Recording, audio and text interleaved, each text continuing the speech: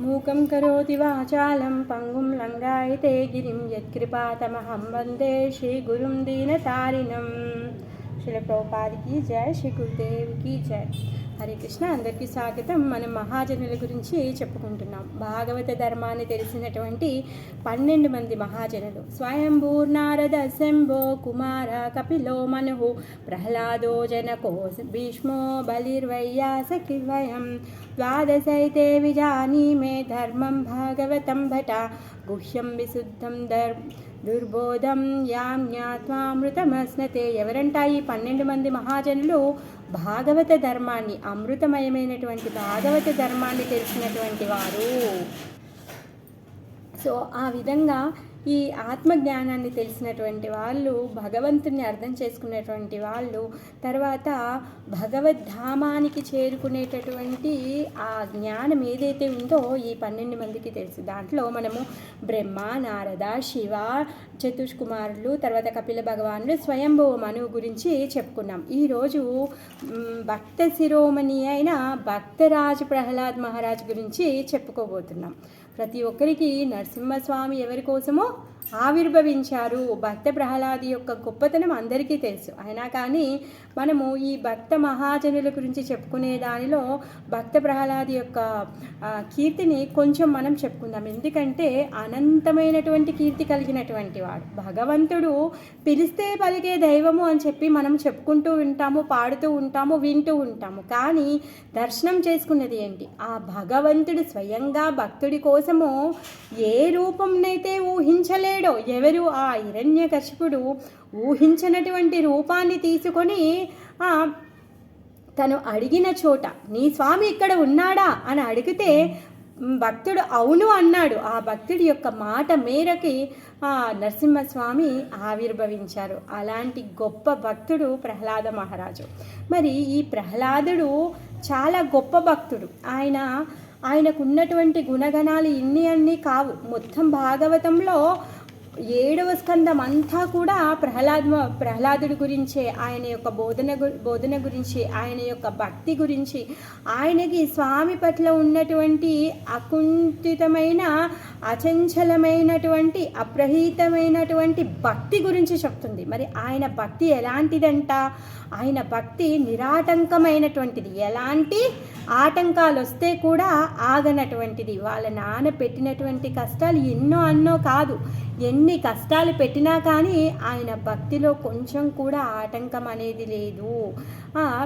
ఎప్పుడు ఎలా భగవంతుణ్ణి నిరంతరం స్మరిస్తూ, ఎప్పుడు భగవంతుడి యొక్క నామాన్ని స్మరిస్తూ, భగవంతుడి యొక్క భక్తిలో రమిస్తూ ఉన్నటువంటి వాడు ప్రహ్లాదుడు అన్నమాట. మరి ప్రహ్లాదుడు పుట్టేదానికంటే ముందు హిరణ్యకశిపు తను తపస్సు చేయడానికి వెళ్తాడు. దేని కోరడానికి వెళ్ళాడు? తను భయము, ఎలా చనిపోతానని, వృద్ధాప్యం వస్తుంది అని భయము మనకు కూడా అవుతుంది కదా. సో అలాంటి భయం హిరణ్యకశిపుడికి కూడా ఉంది. అతను ఆ చావుని దాటి ఉండాలి, తను శాశ్వతంగా ఉండాలి అని చెప్పేసి తపస్సు చేయడానికి వెళ్తాడు. తన తపస్సు ద్వారా భూమి మొత్తం ఏవైతే లోకాలు ఉన్నాయో వీటన్నింటినీ కూడా స్తంభింపచేశాడు.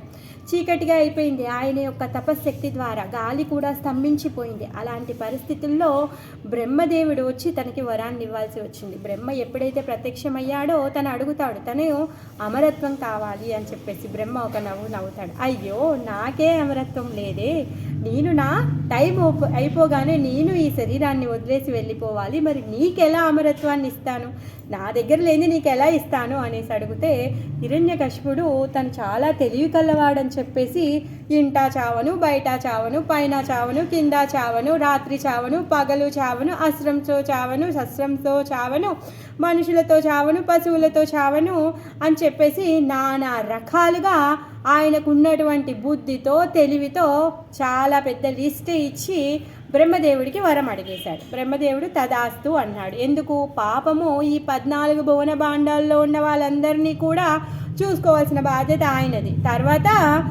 మిగిలిన కార్యము స్వామి చేస్తాడు. ఇంకా అలా హిరణ్యకశిపుడికి తను వరం ఇచ్చేశాడు. ఆ వరాన్ని పొందినటువంటి హిరణ్యకశిపుడు ఎప్పుడైతే తను ఆ దీక్షను పూని తను ఎప్పుడైతే తపస్సుకై వెళ్ళాడో అప్పుడు తన భార్యని దేవతలందరూ కూడా వచ్చి తనని కట్టడి చేశారు. తను ఎందుకు గర్భంతో ఉంది, గర్భంలో ఉన్నటువంటి వాడు ఈ అసురుడు ఏం చేస్తున్నాడు, మొత్తం అన్ని లోకాలని అల్లకల్లోలం చేసేస్తున్నాడు. అతనికి పుట్టబోయేటటువంటి పుత్రుడు ఇంకా పరమ ఘోరాతి ఘోరమైనటువంటి అసురుడై ఉండవచ్చు, ఇంకా నీచాతి నీచమైనటువంటి పరిస్థితులని తను తీసుకురాగలుగుతాడు అని చెప్పేసి, అలాంటి వాడిని ఇప్పుడే పుట్టక ముందే చంపేయాలి అని చెప్పేసి ఈ దేవతలందరూ కూడా ప్లాన్ చేస్తారు. కానీ నారద ముని ఎప్పుడైతే కయాదుని తనను రక్షించి తను చెప్తాడు, ఏమంటాడో, ఇతను పుట్టపోయేటటువంటి వాడు గొప్ప మహాభాగవతుడవుతాడు అని చెప్తాడు.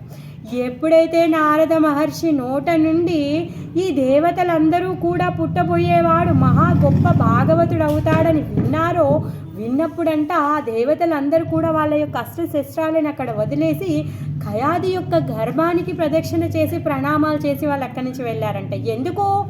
అక్కడ వాళ్ళకి భగవంతుడి యొక్క భక్తుడి మాట మీద ఉన్నటువంటి నమ్మకం. ఎవరు? నారద మహర్షి. నారదుడు చాలా గొప్ప భక్తుడు.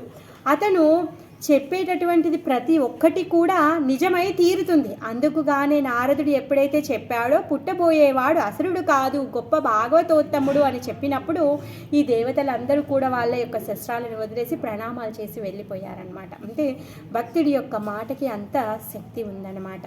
భక్తుడు చేసేటటువంటి పనిలో అలాంటి రహస్యం నిగూఢంగా దాగి ఉంటుంది. ఎందుకంటే భక్తుడు ఎప్పుడూ ఆయన యొక్క ఇంద్రియాలని భగవంతుడి యొక్క పాద పద్మాలపైనే ఉంచుతాడు.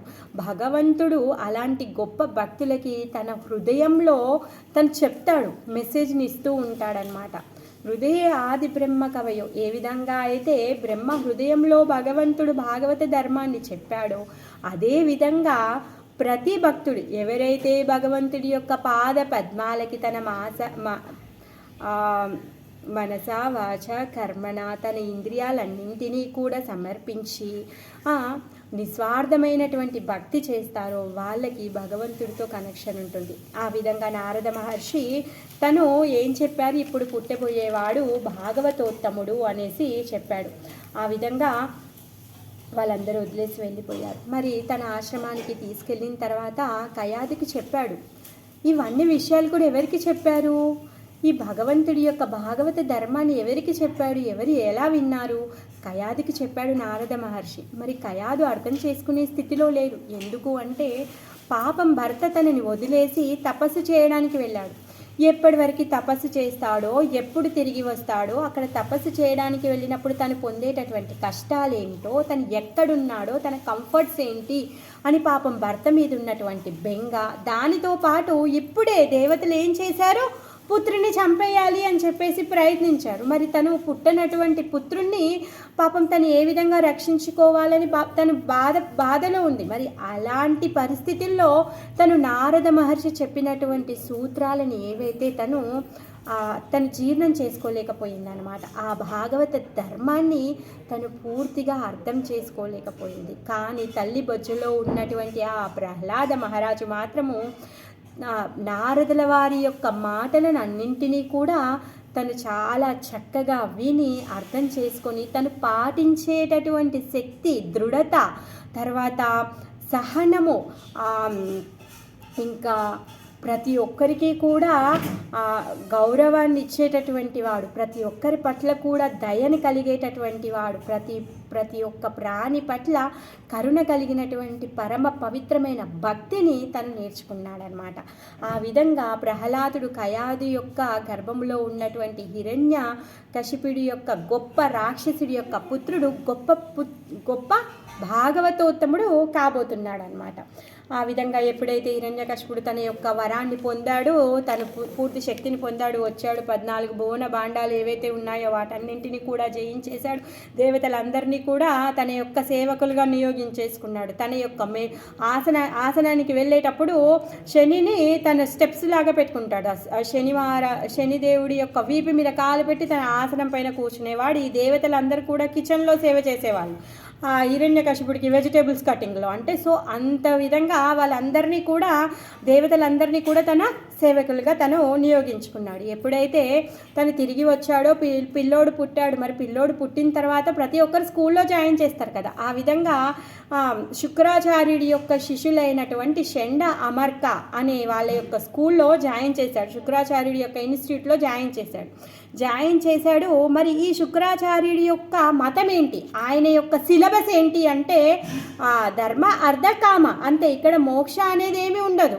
ఇక్కడ ఏం చేయాలి, వాళ్ళ యొక్క ఇంద్రియాలని సంతృప్తి పరచుకోవడానికి కావలసినటువంటి పరిస్థితులను ఏర్పరచుకోవడమే అది ధర్మము. నిజమైన ధర్మం వాళ్ళు చేయరండి. ఏదైతే వేదాల్లో చెప్పబడి ఉందో ఆ ధర్మాన్ని వాళ్ళు చేస్తారా, చేయరు. ఎందుకు? హిరణ్యకశిపుడు ఈ దేవతలందరికీ కూడా బలం వస్తుంది అని, ఆయన యొక్క బలం తగ్గిపోతుంది అని ఏం చేశాడు, తన రాజ్యం ఏంటి మొత్తం అన్ని లోకాలని తనే జయించిన తర్వాత ప్రతి లోకంలో ఉన్నటువంటి ఋషులని, మునులని, భక్తులని, గొప్ప గొప్ప తపస్సులను అందరినీ కూడా సంహరించేశాడు. ఒకవేళ సంహరించకుండా ఇంకా వాడి యొక్క యాతనలని తట్టుకొని బ్రతికి ఉన్న వాళ్ళు కూడా భగవంతుణ్ణి పూజించకుండా, అర్చించకుండా, యజ్ఞం చేయకుండా ఏం చేశాడంట, ఆవులనన్నింటినీ కూడా చంపేశాడంట. ఎందుకు? యజ్ఞం చేయాలి అంటే నెయ్యి కావాలి అంటే ఆవు ఉండాలి. అందుకని ఆవులని చంపేశాడు. మరి పోని పత్రం పుష్పం ఫలం తోయం ఏమైనా అర్పిద్దామా అంటే ఎక్కడ కూడా పండ్లనిచ్చేటటువంటి చెట్లను కూడా ఉంచలేడంట. అన్ని పిచ్చి మొక్కలే తప్పితే. ఎందుకు? ఆ ఫలాన్ని తీసుకెళ్ళి మళ్ళీ భగవంతునికి అర్పిస్తారు అని చెప్పేసి. భోక్తారాం యజ్ఞ తపసాం, ఆ భగవంతుడికి ఇచ్చేటటువంటి ఏదైనా కూడా యజ్ఞమే. మరి ఆ భగవంతుడు స్వీకరించేటప్పుడు తను ఏం చేస్తూ ఉన్నాడు, తను సంతృప్తి అయితే మిగిలిన దేవతలందరూ కూడా సంతృప్తి అవుతారు. ఆ విధంగా తిను విష్ణువైరి, ఆ విధంగా విష్ణు యొక్క బలాన్ని తగ్గించాలి అని చెప్పేసి తను ఇలాంటి నీచమైన పనులు చేస్తూనే ఉన్నాడు అన్నమాట. తను ఆ విధంగా ఎవరిని కూడా అంటే భక్తిలో ముందుకు వెళ్లకుండా నానా రకాలుగా ఏ విధంగా అయితే భక్తి చేయకుండా ఉండాలో ఆ విధంగా తను చేస్తూ ఉన్నాడు. కరెక్టే అండి, నిజమే. భగవంతుడు చంపేయాలి అనుకుంటే తను చచ్చిపోతాడు, భగవంతుడు కాపాడాలి అనుకుంటే కాపాడబడతాడు. అవునా కాదా? ఇప్పుడు హిరణ్యకశిపుడి యొక్క పుత్రుడు ప్రహ్లాదుడు, తనని దేవతలందరూ వచ్చి కూడా చంపేద్దాము అనేసి అనుకున్నారు. తల్లి బొచ్చిన పుట్టను కూడా పుట్టలేదు. కానీ భగవంతుడి యొక్క ఆలోచన ఏంటి, ఆయన యొక్క ప్లాన్ ఏంటి, యోచన ఏంటి, ఆయన ప్రహ్లాదుని బ్రతికించాలి అనుకున్నాడు. అందుకే ప్రహ్లాదుడు బతికాడు. అవునా కాదా? హిరణ్యకశిపుడు ఎట్టి పరిస్థితుల్లో కూడా చచ్చిపోవాలి. ఆయన ఎంత పెద్ద లిస్ట్ అడిగాడు, ఇంట చావను, బయట చావను, నీట చావను, భూమి మీద చావను, రకరకాలుగా అడిగాడా లేదా? అయినా కానీ బ్రతికి ఉన్నాడా? లేదు. అంటే భగవంతుడు రక్షించాలి అనుకుంటే జీవుడు రక్షింపబడతాడు, భగవంతుడు చంపేయాలి అనుకుంటే జీవుడు చచ్చిపోతాడు. మన చేతిలో ఏమీ లేదనమాట. అంతా కూడా భగవత్ లిఖితము అనేసి అందుకే అంటారనమాట. సో ఆ విధంగా ప్రతి ఒక్కటి కూడా భగవంతుడి యొక్క ఆజ్ఞ మీదనే ఆధారపడి ఉంది. సో ఎప్పుడైతే ఈయనని స్కూల్లో జాయిన్ చేశాడు, కొడుకుని స్కూల్లో జాయిన్ చేశాడు, షెండ అమర్క వాళ్ళ క్లాస్ టీచర్స్, ఇన్స్టిట్యూట్ వచ్చేసి శుక్రాచార్యుడి యొక్క సిలబస్ ఏంటి, అది ధర్మ అర్థ కామ, అంతే, ఇంకేమీ నేర్పించారు అక్కడ. మరి ఒకరోజు ఏమైంది అంటే, కొన్ని రోజులు గురుకులకి వెళ్ళిన తర్వాత తండ్రి పుత్రుణ్ణి పిలుస్తాడనమాట. పుత్రుణ్ణి పిలిచి అడుగుతాడు, నీ గురువులు ఏం చెప్పారు నాకు చెప్పు అనేసి కొడుకుని పాపం మంచిగా లాలన పాలన చేస్తూ ముద్దాడుతూ కౌగలించుకొని తనని మంచిగా ఒళ్ళో కూర్చోబెట్టుకొని హిరణ్యకశిపుడు పుత్రుణ్ణి అడుగుతున్నాడు. అడిగినప్పుడు తను చెప్తున్నాడు అనమాట. ఏమంటున్నాడు అంటే, ఈ భౌతిక ప్రపంచం ఏదైతే ఉందో దీనిలో ఉన్నటువంటి మమకారాలు ఏవైతే ఉన్నాయో ఈ శరీరం పట్ల, తర్వాత సుఖాల పట్ల ఉన్నటువంటి మమకారం ఏం చేస్తుంది అంటే జీవుణ్ణి అంధకారంలో పడేస్తుంది. సంతోషం అనేది దొరకడం లేదు. తను పొందాలి అని తను చేసేటటువంటి పలు ప్రయత్నాల్లో తను విఫలమైపోయి ఎటు చూసినా ఆనందం దొరకక అంధకారంలో చీకట్లో పడిపోతున్నాడు. మరి అలాంటి వాడు ఏం చెయ్యాలి అంట, అంటింటిని వదిలేసి వనానికి వెళ్ళాలంట. ఏ వనంకి వెళ్ళాలి అంటే బృందావనానికి వెళ్ళాలి. ఆ బృందావనానికి వెళ్ళి అక్కడ ఉన్నటువంటి వెన్న దొంగ ఎవరైతే ఉన్నారో ఆయన యొక్క శరణాగతి పొందాలి. అప్పుడు నిజమైన ఆనందం పొందుతారు నాన్న అని చెప్తాడు. అప్పుడు హిరణ్యకశిపుడికి చిన్న సన్న కోపం రాలేదు. అసలు ఎవరు నేర్పించారు నీకు? నువ్వు ఏం నేర్చుకున్నావు? అసలు ఏంటి ఈ సంగతి? నా కొడుకుకి ఈ విధమైనటువంటి శిక్షణ ఇచ్చేటటువంటి వాడు ఎవడు? నేను ఇంత కష్టపడి బెస్ట్ స్కూల్లో జాయిన్ చేస్తే అక్కడ ఎవరో దొంగగా నా శత్రువు గురించి వచ్చి చెప్తున్నాడు, ఈ నా కొడుకునే కాకుండా మిగిలిన వాళ్ళందరినీ కూడా చెడగొడతారు అని చెప్పేసి ఇంకా టైట్ సెక్యూరిటీ పెంచేస్తాడనమాట. అక్కడ స్కూల్లో ఎవరు కూడా విష్ణు భక్తులు రాకూడదు, విష్ణువు గురించి ఎవరో చెప్తున్నారు అక్కడ, నా పిల్లోడు చెడిపోతున్నాడు అని చెప్పేసి ఇంకా అక్కడ టైట్ సెక్యూరిటీ పెంచేసి షెండా అమర్కాని పిలిచి చెడామడా తిట్టేసి మీరు ఏం చేస్తున్నారు, ఏంటి సంగతి అనేసి అంటారు. అప్పుడు పాపం షెండా అమర్కకి మాట్లాడడానికి గ్యాప్ ఇవ్వరు. సరే అని చెప్పేసి ఇంకా ఫస్ట్ మిస్టేక్ కదా ప్రహ్లాదుడిది అని చెప్పేసి తను ప్రహ్లాదుని మళ్ళీ స్కూల్కి తీసుకొని వెళ్తారనమాట. ప్రహ్లాదుని తీసుకొని వెళ్తే అక్కడ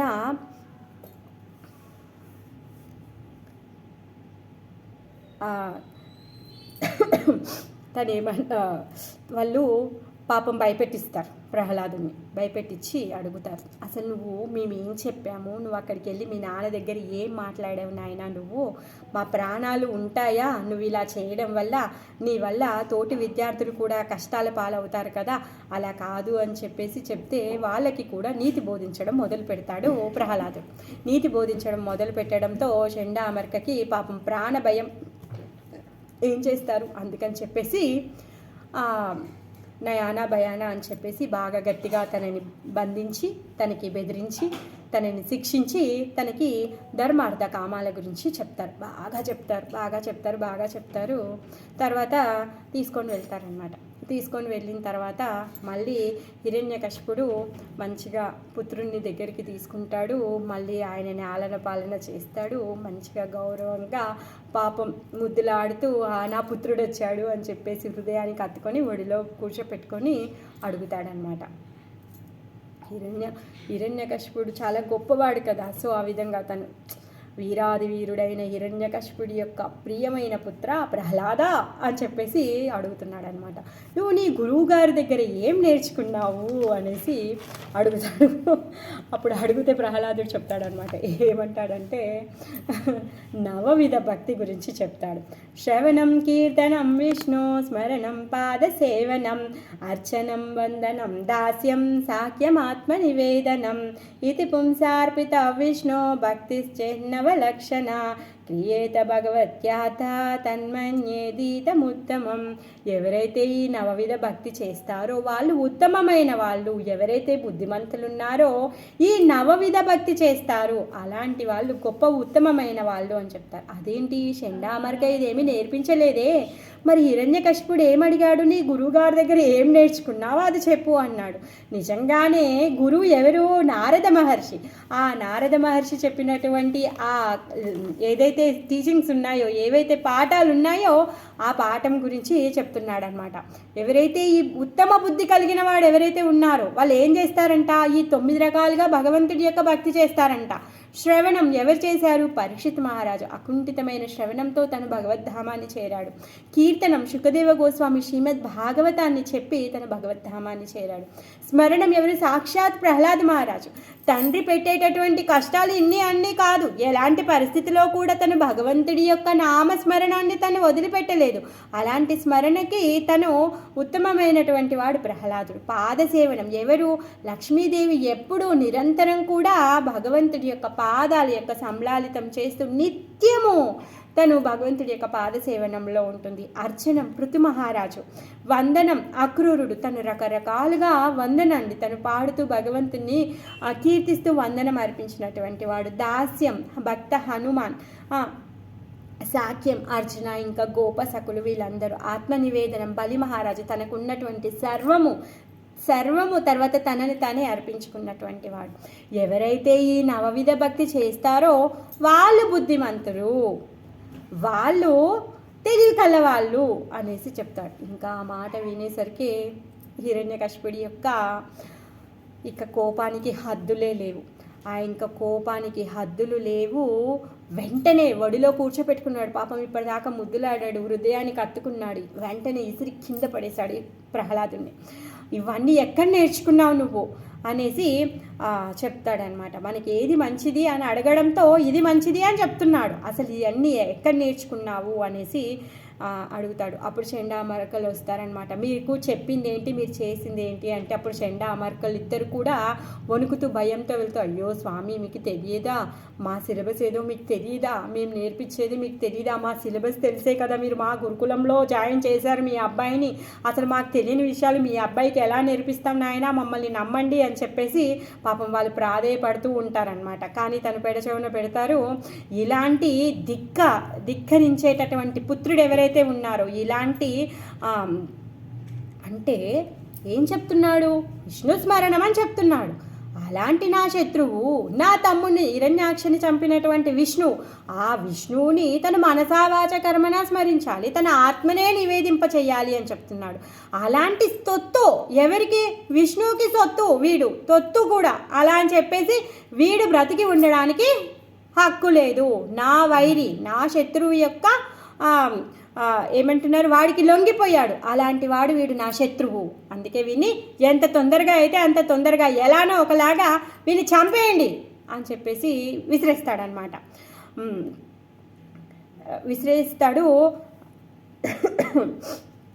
విసిరేసి వాళ్ళందరికీ చెప్తాడు, ఈయనని ఎలా అయినా చంపేయండి అని చెప్పేసి. మరి అక్కడ ఉన్నటువంటి భటులు ఎవరైతే ఉన్నారో వాళ్ళు నానా విధాలుగా ప్రయత్నిస్తున్నారు.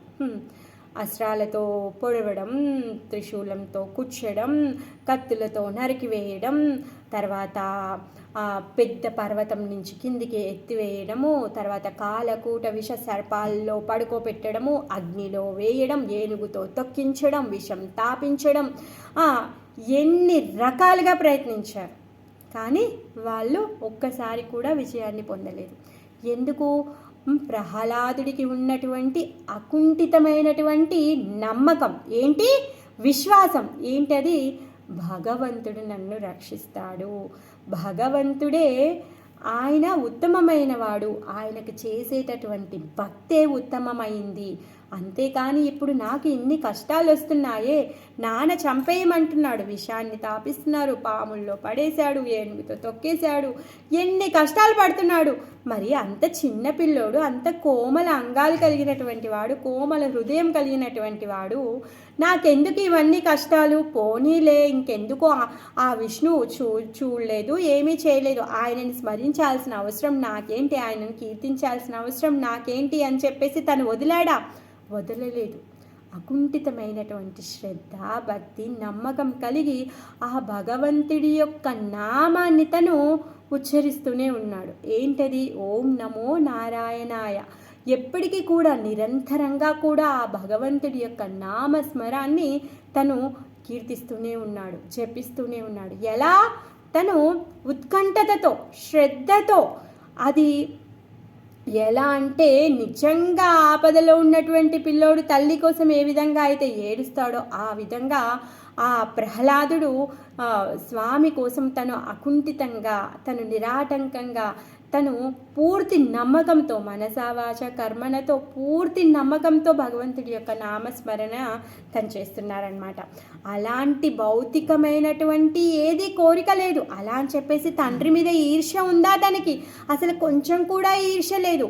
తండ్రిని నువ్వు ఏమని సంబోధిస్తున్నాడు అంటే అసుర రాజవర్య, ప్రియమైన తండ్రి అని చెప్పేసి మాట్లాడుతున్నాడు ప్రహ్లాదుడు.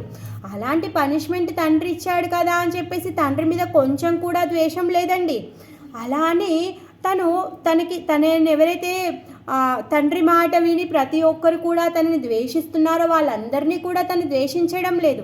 చండామర్క కూడా అంతగా పనిష్ చేస్తే కూడా తనకి వాళ్ళ గురువుల పట్ల కొంచెం కూడా ద్వేషం కానీ, తనకి కొంచెం కూడా కోపం కానీ తనకి లేదనమాట.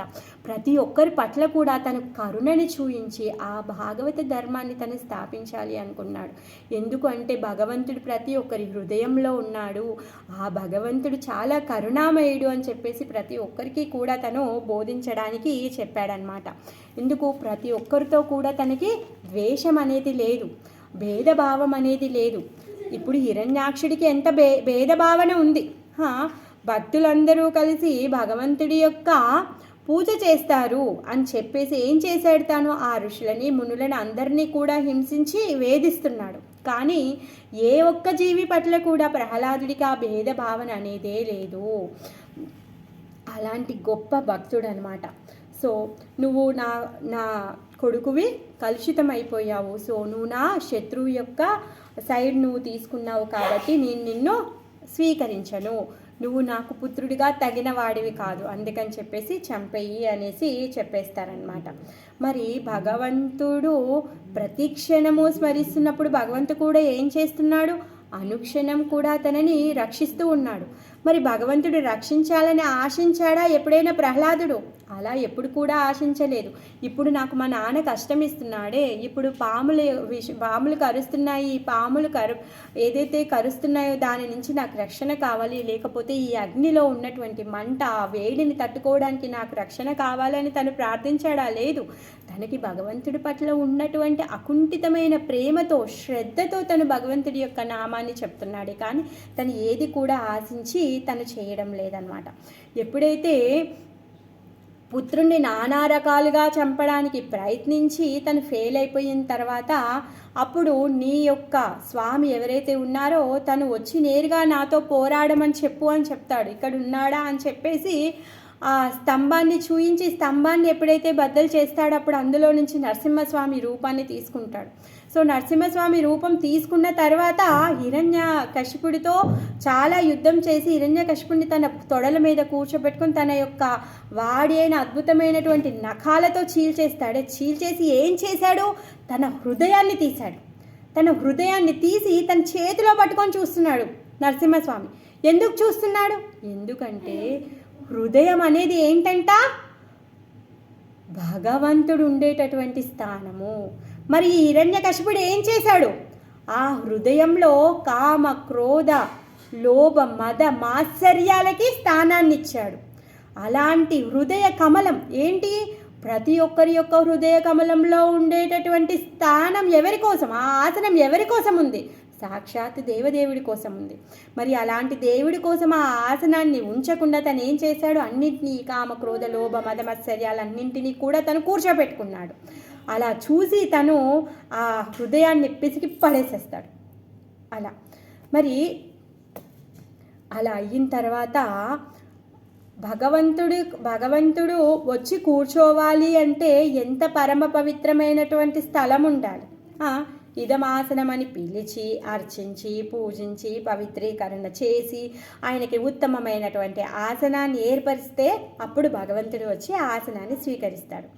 హిరణ్యకశిపుడు చేసినటువంటి ఎంత ఆగడాలు, తను చేసినటువంటి ఎన్ని పాపాలు, తను చేసినటువంటి ఎంత దుష్కర్మలు అయినా కానీ నరసింహస్వామి ఏం చేశాడు? ఆ హిరణ్యకశిపుడి యొక్క ఆసనం మీద వెళ్ళి తను కూర్చుంటాడు.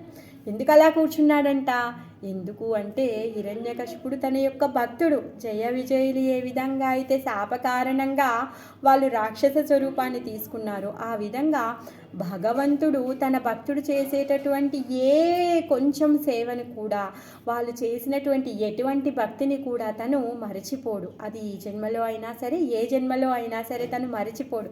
అందుకని చెప్పేసి తన యొక్క గొప్ప భక్తుడు కాబట్టి ఆ విధంగా తన యొక్క ఆసనాన్ని తను స్వీకరించాడనమాట.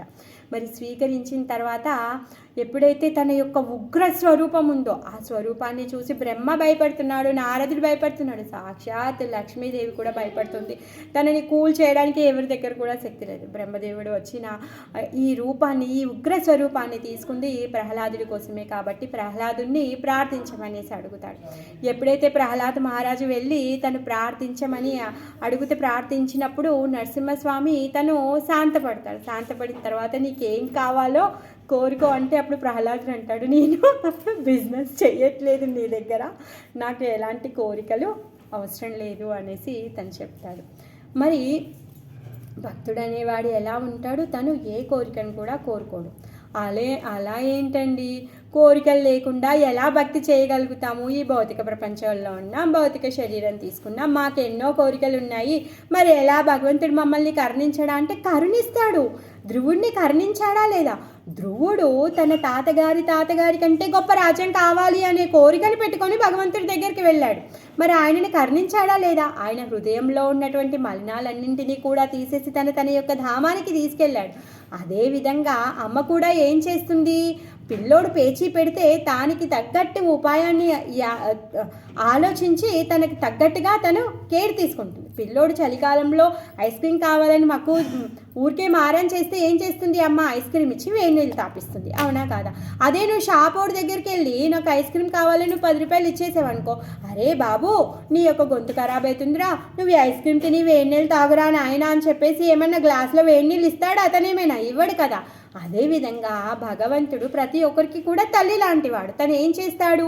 మన హృదయంలో ఉన్నటువంటి మలినాలన్నింటినీ కూడా క్లీన్ చేసి ఆయన మనకి ఏదైతే కావాలో దానికంటే ఉత్తమమైన దాన్ని మనకిస్తాడు, అవునా? తను ఏమన్నాడు ఇప్పుడు? తన తాతగారి కంటే తాత ఎవరు? బ్రహ్మ. ఆ బ్రహ్మ యొక్క రాజ్యం కంటే ఉత్తమ రాజ్యం కావాలి అనుకున్నాడు. కావాలి అంటే ఇప్పుడు అక్కడ బ్రహ్మరాజ్యం కంటే, బ్రహ్మ ఉండేటటువంటి లోకానికంటే ఇంకో గొప్ప లోకం లేదు కాబట్టి బ్రహ్మలోకాన్ని తను ఇయ్యచ్చు. ఎందుకు అక్కడితో ఆగలేదు? ఎందుకంటే అపారమైన కరుణ కలిగినటువంటి వాడు. అందుకే తను సాక్షాత్తుగా తన లోకాన్ని తను ఇచ్చేశాడు. అలాంటి కరుణ కలిగినటువంటి వాడు కాబట్టే కుంతీదేవి ప్రార్థిస్తుంది. ఏమంటుంది? నువ్వు మాతో ఉంటే చాలు, ఎన్ని కష్టాలున్నా మాకు పర్వాలేదు. ఎందుకంటే సాక్షాత్ శ్రీకృష్ణుడు మాతో ఉండడం మా యొక్క అదృష్టము. దానికి మించినటువంటి సంపద కానీ, ఐశ్వర్యం కానీ, అదృష్టం కానీ ఇంకొకటి లేదు. దుర్యోధనుడు ఏం చేస్తాడు? కృష్ణుడి దగ్గరికి వెళ్ళి నారాయణి సేనని అడుగుతాడు. అర్జునుడు ఏం చేశాడు? సాక్షాత్ కృష్ణుడినే అడిగాడు. తను శస్త్రము అస్త్రము పట్టుకోను అని చెప్పినా కూడా తను ఏం చేశాడు? ఆ కృష్ణుడినే తను వేడుకున్నాడు. కానీ దుర్యోధనుడు ఏమనుకున్నాడు? వీడు వెర్రి బాగలోడు, ఇంత తెలివి కూడా లేదు, ఇంత ఛాన్స్ ఇస్తే కూడా సేనను వదిలిపెట్టి ఆయుధం పట్టినటువంటి ఈ కృష్ణుడిని తీసుకున్నాడు అని తను అనుకున్నాడు. కానీ చివరాఖరికి ఎవరి విజయం పొందారు? ఎక్కడైతే కృష్ణుడు ఉంటాడో అక్కడ లక్ష్మి ఉంటుంది, విజయలక్ష్మి ఉంటుంది. సో ఆ విషయం ఎవరికి తెలుస్తుంది? భక్తులకి తెలుస్తుంది. మరి భక్తులకు తెలుస్తుంది, భాగవతం చదివితే తెలుస్తుంది. మరి విద్యా వినయ సంపన్నే ఏంటంట? విద్య, ఆ భాగవత ధర్మం ఏదైతే ఉందో, భాగవత పఠనం ఏదైతే ఉందో అది మనకి వినయాన్ని సమకూరుస్తుంది. అందరూ చెప్తారండి భగవంతుడు గొప్పవాడు, భగవంతుడు గొప్పవాడు, కరుణామయుడు కరుణామయుడు అని అందరూ చెప్తారు. మరి ఆయన నిజంగా కరుణామయుడే. ఆయన ఎంత గొప్పవాడో ఎంత కరుణామయుడో తెలియాలి అంటే ఎలా తెలుస్తుంది? ఎప్పుడైతే భాగవతాన్ని చదువుతామో, ఎప్పుడైతే భక్తుల యొక్క చరిత్రను తెలుసుకుంటామో, ఎప్పుడైతే భక్తుల నోటి నుంచి భగవంతుని గురించి తెలుసుకుంటామో అప్పుడు తెలుస్తుంది, అవునా కాదా? ఇప్పుడు భగవంతుడు గొప్పోడు, కరుణామయుడు, ఎప్పుడో పిలిస్తే అప్పుడు వస్తాడు, కరుణిస్తాడు అంటే ఎంత కరుణిస్తాడు ఎలా తెలుస్తుంది? ఆయన యొక్క కరుణకి హద్దే లేదు. అలాంటి హద్దు లేనటువంటి కరుణ కలిగినటువంటి వాడి యొక్క కరుణని తెలుసుకోవాలి అంటే భాగవతాన్ని వినాలి, భక్తుల ద్వారా కథలను వినాలి, భక్తుల యొక్క చరిత్రని వినాలి, భాగవతాన్ని చదవాలి. మరి ప్రహ్లాదుడు ఆయనకున్నటువంటి కొన్ని గుణాలు ఏంటవి? కొన్ని కాదు, ఇవి చాలా గొప్ప గుణాలు. ప్రహ్లాదుడికి ఉన్నటువంటి పవిత్రత, తను ఎప్పుడు కూడా పవిత్రంగా ఆ విశుద్ధమైనటువంటి నామాన్ని తను జపిస్తున్నాడు. దేని పట్ల కూడా ఆకర్షితుడు అవ్వలేడు, దేని పట్ల కూడా తను మభ్యపడలేదు, ఎవరి బెదిరింపులకు కూడా తను లొంగిపోలేదు, సహనంతో ఉన్నాడు. ఎంత వేధించినా కానీ, ఎన్ని యాతనలు పడినా కానీ ప్రతి ఒక్క దానిని కూడా తను సహనంతో ఓర్చుకున్నాడు. భగవంతుడి యొక్క నామస్మరణాన్ని తను ఎప్పుడూ కూడా వదిలిపెట్టలేదు. ఇంకా వినయంగా ఉన్నాడు. ఏమంటారు అంటే మొత్తము అంతా అవతారము, భగవంతుడు అవతారం తీసుకొని తను వచ్చి హిరణ్యకశిపు యొక్క వధ అయిపోయిన తర్వాత అందరూ కూడా ప్రహ్లాద మహారాజుని గొప్పగా కీర్తిస్తున్నారు. ఆహా, ప్రహ్లాదుడు ఇంత గొప్పవాడు, ఇంత గొప్ప భక్తుడు, ఆయన చేసినటువంటి భక్తికి స్వయంగా సాక్షాత్ దేవాది దేవుడు నరసింహ రూపం తీసుకొని వచ్చాడు. ఎలాంటి రూపం అది? సగము మానవ శరీరం, సగము జంతు శరీరంతో. అలాంటి రూపాన్ని ఎవరు ఊహించలేరు. అసలు ఎవరు కూడా వాళ్ళ ఊహలోకి కాదు కదా, వాళ్ళ కళలో కూడా రాదు.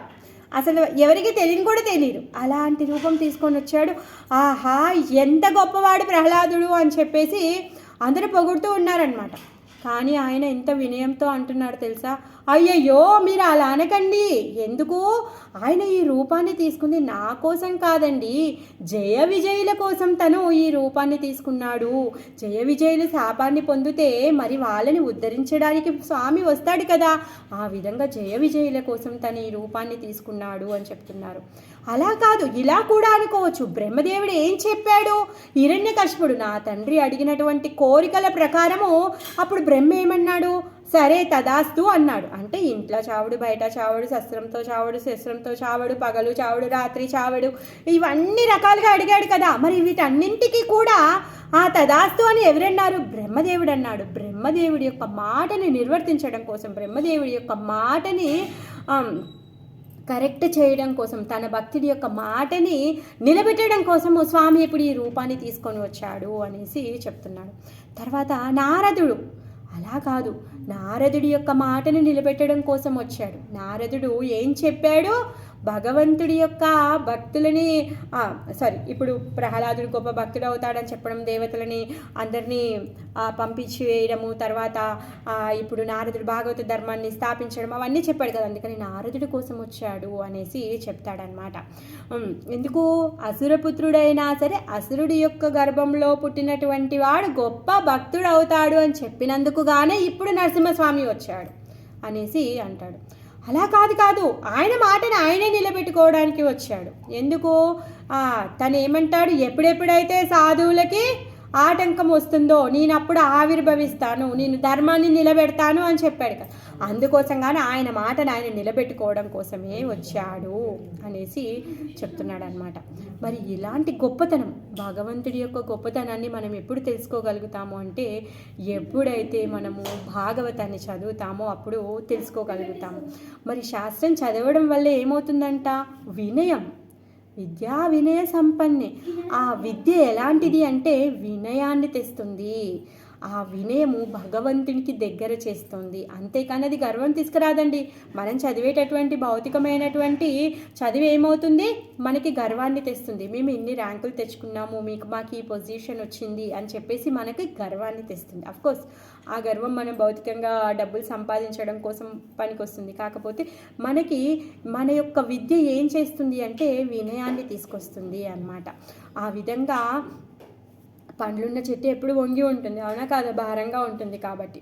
సో భగవంతుడి యొక్క జ్ఞానాన్ని పొందిన వాళ్ళు ఆ విధంగా వినయంగా వంగి ఉంటారనమాట.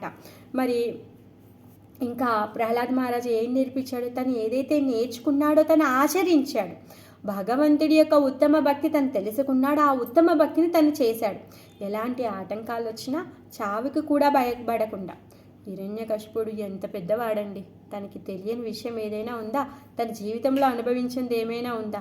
అలాంటి వాడు చావుకి భయపడి నాకు చావద్దని చెప్పి వెళ్ళి తపస్సు చేశాడు. ఎంత ఘోరమైన తపస్సు చేశాడు, అవునా కాదా? కానీ ప్రహ్లాదుడు ఏం చేశాడు, అలాంటి చావుకు కూడా భయపడలేదు. భయపడకుండా తను భగవంతుడి యొక్క నామస్మరణ తను చేస్తూ ఉన్నాడనమాట. ఎందుకు, తను తెలుసుకున్నాడు, నేర్చుకున్నాడు. గురువైన నారదుల వారు చెప్పినటువంటి ఆ ఉత్తమ జ్ఞానాన్ని తను నేర్చుకున్నాడు కాబట్టి తను దానిని ఆచరించి చూపించాడనమాట. అలా ఎవరైతే ఆచరిస్తారో, ఆ భగవంతుడి యొక్క జ్ఞానాన్ని తెలుసుకొని ఆచరిస్తారో వాళ్ళ పట్ల భగవంతుడు ఆకర్షింపబడతాడంట.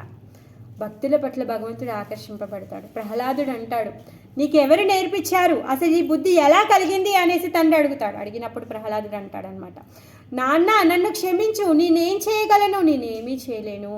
ఏ విధంగా అయితే ఇనుము అయస్కాంతానికి ఆకర్షింపబడుతుందో నేను ఆ విధంగా హరి యొక్క గుణానికి, హరి యొక్క కీర్తనకి, హరి యొక్క కరుణకి నేను ఆకర్షింపబడుతున్నాను అని చెప్పేసి తండ్రికి చెప్తాడనమాట. సో అలాంటి ఆకర్షణ భగవంతుడి పట్ల ఉందన్నమాట. మరి ఎలాంటి ఆకర్షణ అంటే అది ఆచాదికమైనటువంటి ఆకర్షణ. అంటే ఎవరో ఒకరు ఏదో అనుకుంటారనో, లేకపోతే నేను గుడికి పోలేదని ఎవరో అడుగుతారనో, లేకపోతే నా ప్రెస్టేజ్ కోసమో నేను వెళ్ళి భక్తి చేయడం, అలాంటిది కాదు. ఆయనకు ఉన్నటువంటి భగవంతుడి పట్ల ఉన్నటువంటి ఆకర్షణ ఎలాంటిది అంటే ఒక ఆధ్యాత్మికమైనటువంటి ఆకర్షణ. మరి ఇలాంటి ఆకర్షణ ఏం చేస్తూ ఉంది అంట, ఎప్పుడైతే భగవంతుడి పట్ల ఉన్నటువంటి ఆకర్షణ ఉందో అది మనని భౌతికమైనటువంటి విషయాల నుంచి అది దూరం చేస్తూ ఉంది. మనని భౌతికమైన విషయాల నుంచి దూరం చేయకుండా మనము భగవంతుడి పట్ల నిజంగా ఆకర్షితులం అవుతామంటే కాదు. భగవంతుడి పట్ల ఉండేటటువంటి ఆకర్షణ ఎలాంటిది అంటే మనని ఈ భౌతికమైన విషయాల నుంచి దూరం చేసేటటువంటిది అనమాట. ఏ విధంగా అయితే కారు ముందుకు వెళ్ళాలి అంటే ఏం చేయాలి, ఎక్సలేటర్ ఇవ్వాలి, బ్రేక్ వదలాలి. అలా కాకుండా బ్రేక్ మీద ఎక్సలేటర్ మీద రెండింటి మీద కాలు పెడితే ఏమవుతుంది, కారు అక్కడే ఉంటుంది. అదేవిధంగా మనకున్నటువంటి ఈ భౌతికమైన ఆకర్షణల్ని మనం నెమ్మదిగా వదిలించుకుంటూ మనం ఆధ్యాత్మికం పట్ల మన ఆకర్షణని పెంచుకున్నప్పుడు మనం భగవంతుడి దగ్గరికి అవుతామన్నమాట. అప్పుడు మన లోపల ఉన్నటువంటి అనర్థాలన్నీ కూడా పోతాయి. ఇంకా దృఢ నిశ్చయం, ఎంత దృఢ నిశ్చయం కలిగిన వాడు అంటే ప్రహ్లాదుడు తను ఎప్పుడు కూడా దేనికి భయపడలేదు. ఎలాంటి పరిస్థితుల్లో కూడా, గురుకులంలో కూడా, ఇంట్లో కూడా అన్ని కష్టాలు వచ్చినా కూడా తను దృఢ నిశ్చయంతో భగవంతుడి యొక్క నామస్మరణ చేశాడు. భక్తిని మాత్రం వదిలిపెట్టలేదు. అలా అని చెప్పేసి ఇప్పుడు గురువులు పనిష్మెంట్ ఇస్తున్నారు కదా, వాళ్ళకి చెప్పకుండా, ఎవరితో చెప్పకుండా, తనే సై సప్పుడు లేకుండా ఏదో పూజ చేసేసుకుంటాను, నామస్మరణ చేసుకుంటానని తను అనుకోలేదు. తను దృఢ నిశ్చయంతో ఎలాంటి ఆటంకాలు వచ్చినా కూడా అన్నింటినీ ఎదిరించి తను భగవంతుడి యొక్క నామస్మరణని చేస్తున్నాడు. అయితే మనకి కూడా దృఢ నిశ్చయత ఉందండి. అదేంటండి ప్రహ్లాదుడికి ఉన్నటువంటి దృఢ నిశ్చయత మనకు లేదు కదా అనేసి అనిపిస్తుందేమో. కాదు, మనకి ఎంత దృఢ నిశ్చయత ఉంది అంటే మనము చాలా గట్టిగా ఈ భౌతికమైనటువంటి పరిస్థితులని పట్టుకున్నామన్నమాట. ఈ భౌతికమైనటువంటి పరిస్థితులను ఎంత గట్టిగా, ఎంత దృఢంగా పట్టుకున్నాము అంటే పర్వాలేదండి, నెమ్మదిగా వచ్చే జన్మలో చూసుకోవచ్చులేండి, ఈ జన్మ కాకపోతే మళ్ళీ వచ్చే జన్మ చూస్తాంలేండి, ఏదో తెలిసింది కదా, ఏదో చేస్తున్నాం కదా, పర్వాలేదండి అని అంత దృఢంగా పట్టుకొని ఉన్నాము. మనం ఈ జన్మలోనే పని కానిచ్చుకుందామని అనుకోవట్లేదు. మనం ఇంకో జన్మని తీసుకోవడంలో చాలా దృఢంగా ఉన్నామన్నమాట. మరి మనము ఈ దృఢని ఏదైతే మనకి ఈ భౌతిక ప్రపంచాన్ని పట్టుకున్నాం కదా, ఈ దృఢ నిశ్చత మన లోపల నుంచి తీసివేయాలి అని చెప్పేసి భగవంతుడు తన యొక్క ప్రయత్నాన్ని తను చేస్తూనే ఉన్నాడు. ఏ విధంగా త్రివిధ తాపాలను మనకి ఇస్తూ ఉన్నాడు. ఆధ్యాత్మిక, ఆది భౌతిక, ఆది దైవిక, ఈ 3 క్లేశాలని మనకి ఇస్తూ మనని చెప్తూ ఉన్నాడు. ఇక్కడ ఈ క్లేశాలే ఉన్నాయిరా, నువ్వు ఈ భౌతికత్వాన్ని వదిలేసి భగవంతుడి యొక్క పాదాలు పట్టుకో అని చెప్పేసి. అలా కాకుండా మనం ఏం చేస్తున్నామో, మనము ఎన్ని తన్నులు తిన్నా, దెబ్బలు తిన్నా, ఎన్ని పోట్లు పొడిపించుకున్నా కానీ మనము భౌతికత్వాన్ని, మన భౌతికమైనటువంటి ఏదైతే ఈ ఆకర్షణ ఉందో దాన్ని వదలకుండా దాన్ని పట్టుకున్నామన్నమాట. ప్రహ్లాదుడి యొక్క చరిత్రను చదవడం వలన, ప్రహ్లాదుడి యొక్క గుణగణాలని మనము చెప్పుకోవడం వలన అంటే మనము కూడా చేయగలుగుతాము. ప్రహ్లాదుడు చేసినటువంటి భక్తి చేయడం మనకేం పెద్ద కష్టం కాదు. మనకు ఉండాలి ఆ దృఢ సంకల్పము, మన లోపల శ్రద్ధ ఉండాలి. మనం ఎప్పుడైతే మనం శ్రద్ధతో, దృఢ నిశ్చయంతో, మనము పూర్తి నమ్మకంతో భగవంతుడు తను రక్షించువాడు భగవంతుడు అనే పూర్తి నమ్మకంతో మనం ఎప్పుడైతే భక్తిని చేస్తామో అప్పుడు భగవంతుడి యొక్క చేయూతని మనం నిజంగా పొందుతామన్నమాట. హరే కృష్ణ. భక్తరాజ్ ప్రహ్లాద్ మహారాజ్ की जय. नरसिम्हा भगवान की जय. हरे कृष्ण माताजी. हरे कृष्ण माताजी. చెప్పారు. హరే కృష్ణ. ప్రహ్లాదుడు మొత్తం 7th క్యాంటో అంతా ప్రహ్లాదుడు ఉంది, కానీ మనం ఒక రోజులో ప్రహ్లాదుడి గురించి చెప్పుకోవాలంటే సరిపోదు. బాగుంది మాతాజీ. థ్యాంక్ యూ మాతాజీ. హరే కృష్ణ మాతాజీ. హరే కృష్ణ. హరే కృష్ణ. హరే కృష్ణ. హరే కృష్ణ. హరే కృష్ణ మాత. హరే కృష్ణ మాతాజీ. ఎప్పుడు వచ్చారండి? నిన్న వచ్చాం మాతాజీ. నిన్న వచ్చారా? ఎక్కడెక్కడ వెళ్ళొచ్చారు? శ్రీలంక వెళ్ళాము, తర్వాత మా గురువు మహారాజ్ వ్యాసపీఠం ఉంటే రామేశ్వరం వెళ్ళేసి వచ్చాం. అవునా? ప్రయాణం బాగా జరిగిందా? బాగా జరిగింది. అదే నిన్న వచ్చారు, మళ్ళీ వాళ్ళే పెట్టేశారు పాఠము, అది క్లాసు. ఇప్పటికి చాలా రోజులు గ్యాప్ అయింది కదా. జనక మహారాజు గురించి చెప్పుకుందాం రేపు. హరే కృష్ణ. హరే కృష్ణ మాత. హరే కృష్ణ మాతాజీ.